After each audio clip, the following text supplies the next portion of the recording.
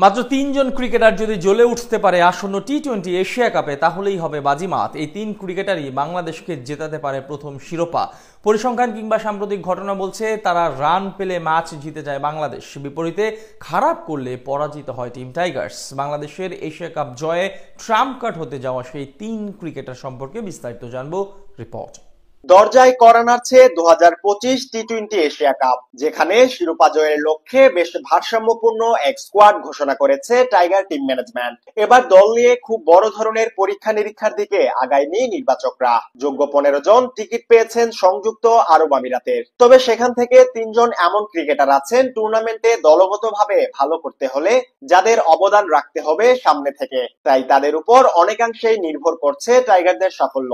বাংলাদেশ ক্রিকেটে একটি বহুল চর্চিত প্রবাদ হলো, ওপেনাররা ভালো করলে পুরো দল ভালো করে, আর যেদিন 2 ওপেনার ব্যর্থ হয় সেদিনই ভরাডুবি হয় বাকি 9 জনের। কথাটা অবশ্য একেবারে ফেলে দেওয়ার মতো না। পরিসংখ্যান ও বাস্তবতা বলছে সংক্ষিপ্ত ফরম্যাটে দলগতভাবে ভালো করতে চাইলে 2 ওপেনারকে রাখতে হবে মুখ্য ভূমিকা।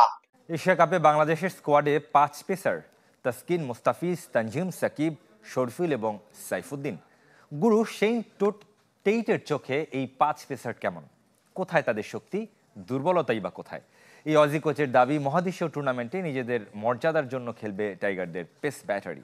আরব আমিরাতের উদ্দেশ্যে ঢাকা ছাড়ার আগে কথা বলেছেন আশিক রুদ্রের সাথে। ক্যামেরায় ছিলেন হুমায়ুন কবির। 4 মাস হলো টাইগার পেস বোলারদের দায়িত্বে শন টেইট। অল্প সময়ের মধ্যে তাসকিন, মোস্তাফিজদের সাথে দারুণ সম্পর্ক গড়ে উঠেছে এ অজি কোচের। গুরু শিষ্যের রসায়ন ফুটে উঠছে ম্যাচগুলোতেও। সবশেষ নেদারল্যান্ড সিরিজেও ছড়ি ঘুরিয়েছে বাংলাদেশের পেসাররা। তবে শন টেইটের সামনে বড় চ্যালেঞ্জ এশিয়া কাপ। তার আগে চ্যানেল 24 এর মুখোমুখি এই অজি কোচ স্কোয়াডে থাকা 5 পেসারকে নিয়ে কথা বলেছেন, জানিয়েছেন তাসকিন, মোস্তাফিজদের শক্তি আর দুর্বলতা। His strength is he's a leader, he's experienced,